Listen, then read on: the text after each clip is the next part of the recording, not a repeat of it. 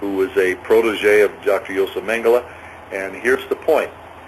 The very foundation in terms of the human programming is attachment.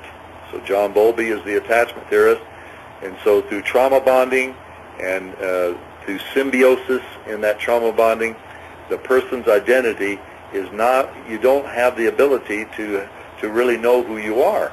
And so there's bonding to spirits, there's bonding to Nephilim, and so through trauma bonding, a lot of these people's identity at the very foundation, even on a human level, through the work that was the pioneer work of Dr. John Bowlby, you have in place all that which represents attachment theory. Now, it's in the trauma as it relates to attachment, lack of positive nurturance, where the person can develop normally. We have all that which is referred to as border personality disorder. So at the very deepest level, because of attachment to that which is non-nurturing, we have all the borderline stuff. So a person who is DID in their various presentations is anchored in what we would call borderline in terms of the psychological framework. So these people have first gone through trauma-based mind control with Dr. Bowlby, and then they're transitioned in the older generation to Dr. Joseph Mengele. Like Dan Webb, for example, he was with Mengele from 0 to 15 months, and then 15 months to 18 months, he was with both Dr. John Bowlby and Mengele, and then from 15 months to 2 years old, he spent all of his time with Dr. Joseph Mengele. He has memories of him playing the piano. He didn't even know when when I played a song where Mengele was singing, I found it on the internet, he abreacted. He recognized his voice. He recognized the way he played the piano and sang beautiful music. So the point is, there's an interfacing between trauma bonding at an attachment level, and then Mengele comes in and brings in all the sophisticated structuring and mind control that makes up the DID system. Since then, there are other proteges and people who followed up on this. So maybe just pass the phone in terms of what are your thoughts on when it comes to symbiosis, attachment, in terms of the formation of your identity. How important is it for you ladies to be disentangled, unattached from that which is not human or that which is a perpetrator in order for your identity to be able to form and become what God intended you to be? Okay. This is Jennifer Diane again. Just thinking for a second. Like Doug said, right at the base, there's an attachment disorder, because right as a baby, and then even for me, spiritually in the womb, I am drawn out and made one with these spirits, with these Nephilim, where I can't tell the difference between them and me. And so their will is my will. And Satan's will, like I was saying before, I was drawn out and brought into the 5 I wills of Satan. And it's as if those wills, those 5 I wills, that will is my will. And so to be able to getting to that and getting disentangled from that oneness, that symbiosis with these Nephilim, and because it's like then it's as if you share in their identity, but in their judgment. Okay. And so there's no difference between Nimrod and me. There's no difference between Satan and me. And so I have to get disentangled from them to even be able to know that I have a choice. Because otherwise I don't know I have a choice. And then that's a lot of times been why I've been accessed, is because, hey, I'm going to go do a ritual, I'll be involved in idolatry because, hey, I'm Satan. And there's no difference between him and me. Yeah. And so it's a way of keeping somebody in bondage because they don't know they have a choice. They don't know they have an ability to choose, and they're one with their perpetrator, programmer, or the spirits in mind, emotion, will, spirit, soul, and body, too. Do you have any comments on this particular subject in terms of attachment and stuff? Well, yeah. Because, like, for me, in looking back, as I have more of my history unfolding, it's been like a puzzle with more and more pieces filling in, and so I have a bigger picture. And just seeing the effects of the trauma bonding at the base there, because initially, for the first 3 years of my life, I didn't have a home. I mean, I literally did not have a home base. And so I attached to, I was kind of like, I call it the Nephilim community, that I was, you know, I was with them. That was my family in a sense. And then I was taken just throughout those first 3 years, just all over the world. And so bonding not just with Nephilim, but with strangers, you know, people that I was brought in contact with. And even though I was very young, in a sense, already being used to power up, even though I'm only an infant. So, and I just insert there, when she says taking all over the world, we're talking about bonding with Kim Il-sung, and then bonding at a very early age in marriage rituals with Kim Jong-il, and being a medium of transfer of satanic power that would power up these world leaders that are in existence today. So that was the first 3 years of my life. So, I mean, it's very, very important for me to have my humanity released to those unions, those symbiotic unions that I had with the Nephilim, even though they were, we're not talking about the ones that came into existence in 49 and after I was born in 62. I don't know if I'm making sense, but that was the way I saw things. And even today, I mean, it is very, very difficult. In my presenter, I'm with people, I talk, I can laugh. If I know people pretty good, I'm relaxed. But internally, there's extreme isolation that I've had to break through because I've lived so separated off, didn't know how to relate to humans. I found them very, very scary.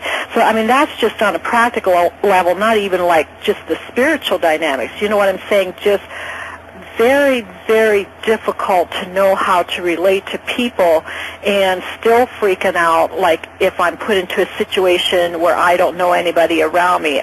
You know, like if I go to the doctor and I don't have anybody with me, I still can freak out, but I tell them what's going on and why I'm doing this, and they, you know, are understanding, so that's helped me to get through these places. But it's very important to do the work, because if you're in union in any part of yourself, perceived to still be unified in loyal submission to Satan or any other principality and power, that is, you know, that's idolatry.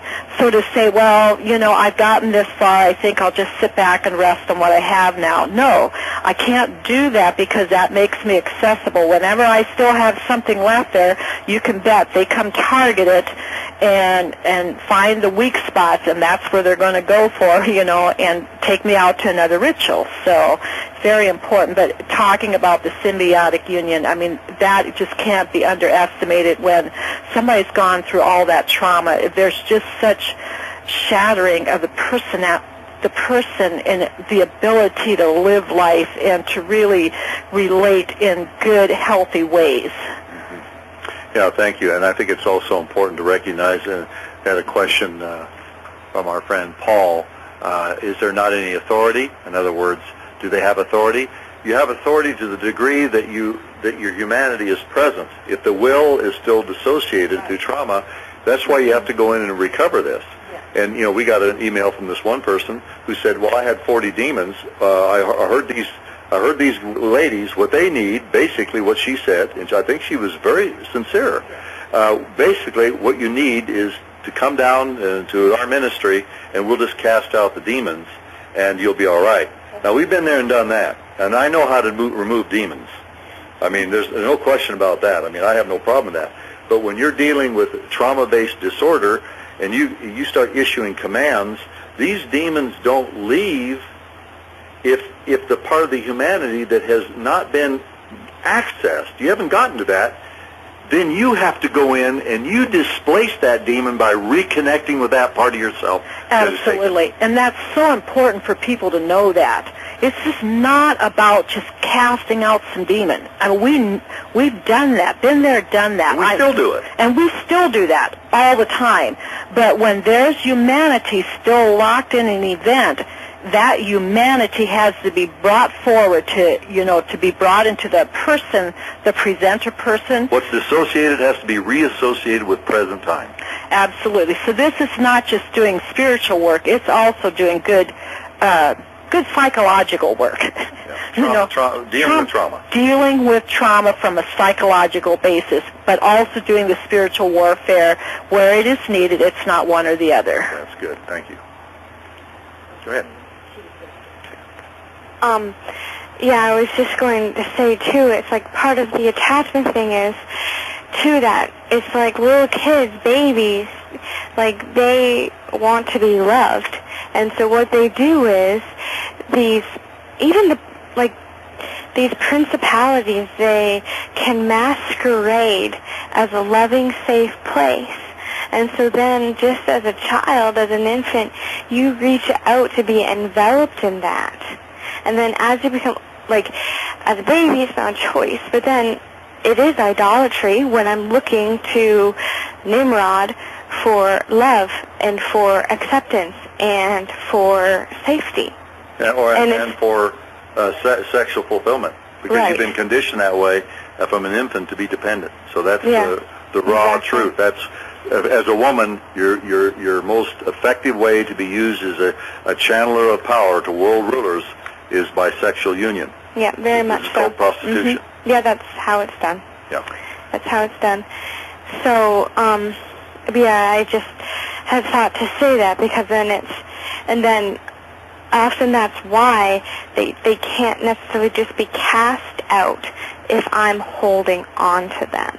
And don't even know it. And that takes the Lord revealing it because I have to let go. Yeah, that's good. Thank you for that. Go ahead, Susan. Because it's like Doug said, we've been trained even from birth to be dependent on these spirits, just to even hold us together and to function in life.